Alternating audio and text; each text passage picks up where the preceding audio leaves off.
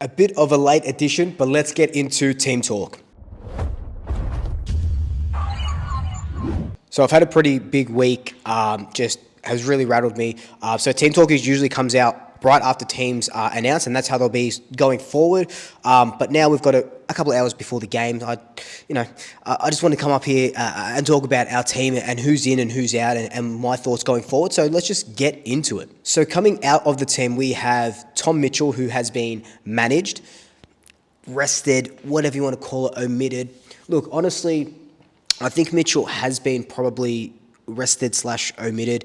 He played, 3/4 of a game? I think it was like an hour's worth of game time last week. Got subbed out. And he just, I love Mitchell. You know this. You absolutely know this. I love Mitchell. He did look a little bit slow. Wasn't doing the usual stuff that he normally does. Maybe he's carrying a little bit of an injury.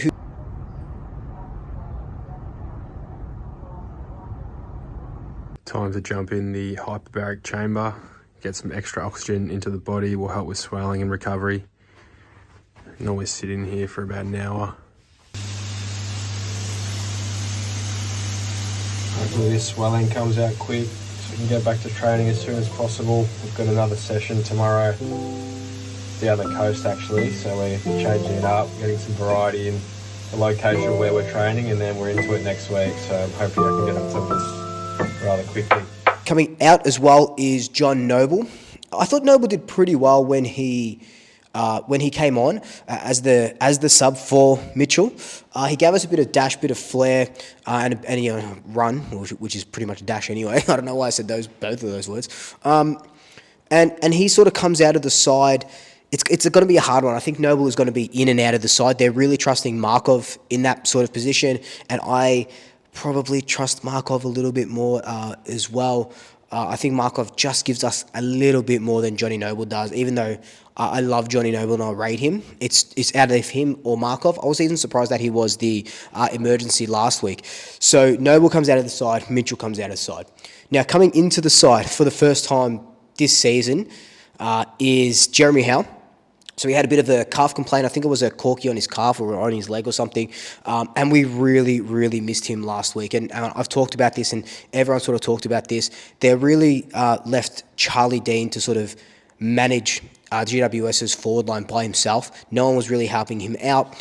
Now with Howe in, I think that does free up Charlie Dean to play his sort of intercept defender role a little bit more, because we know that Charlie Dean isn't that sort of straight fullback. Howe will mitigate a lot of the Sydney forwards as well, and Howe, we know having Howe and Murphy out of the team does, well, you saw what it did to us last week. It really does mess us up, messes up our structure, messes up our team defence, and now with more Howe and Charlie Dean, I think that's a really good combination. We'll see how it works out, but I think that's really good, because I always saw Dean as Howe's replacement. Now seeing how they're going to work out together, it's going to be really interesting. I want to see Dean take some of those intercept marks.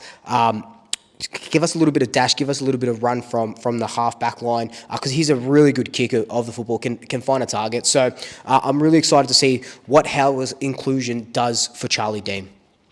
The other guy coming in, finally, is Finn Macrae. He had an outstanding preseason. He looks as sharp as ever. So he's coming in for the round 1 game. And his speed around the contest, his contested ball, just winning that contested ball. He's in and under work. I already said speed. And just his silkiness, right? Now, we lacked a lot of run in the middle last week against the Giants. They were just toweling us up. That's why Mitchell comes out of the side. Finn Macrae goes into the side. I don't think you can have a side with Macrae and Tom Mitchell at the same time unless one's a sub and they're sort of subbing each other off.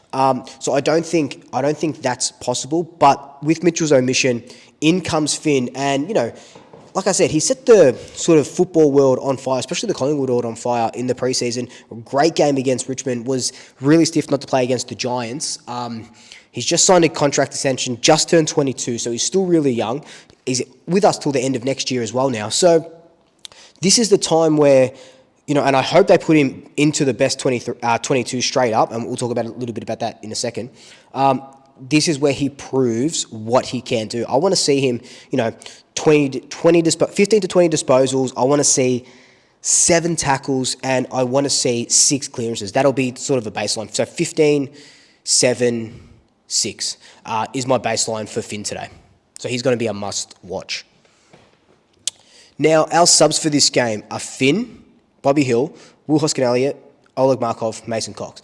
Now, usually when they pick the substitute, so that 23rd player, it's from someone that is on the bench currently, and those 5 players are on the bench. Who would they put as the sort of sub, though? I think there's no way they're going to put Finn, right, as the sub. They can't do it. They can't bring him in and say he's ready to go. Finn McPlay, they said on their Instagram posts and stuff, and then put him as the substitute. I think Finn will start. I think it might be... You want some dash. Maybe it's Markov. With the inclusion of Howe and, with Charlie Dean still in that back line, I think Markov might be our sub, just because he's a bit of a, Speedy Gonzalez when he's on, and he can give us those legs. But so can Will Hoskin-Elliott. I don't see Bobby Hill being that guy. Will Hoskin-Elliott, a good, very good role player.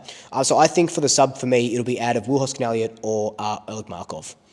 Our emergencies going into this game, Tom Mitchell, like we said, Johnny Noble, and Billy Frampton, who I thought trained really well with the forwards, but they've put him as an emergency. They're going with Ash Johnson. They're staying with Ash Johnson, which I think is good. I thought he might have been dropped, but I think persevering with him, he's not going to have a worse game than he did last week. I want him to kick 2 or 3 goals today. And I think at the MCG in front of hopefully 90,000, I think this is... the time to do it, the time to sort of stamp himself, him and Finn McRae stamp themselves in this Collingwood side.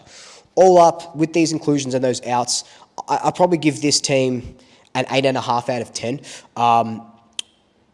We just still need to fire a little bit, but I love the inclusion of McRae, love the inclusion of Howe.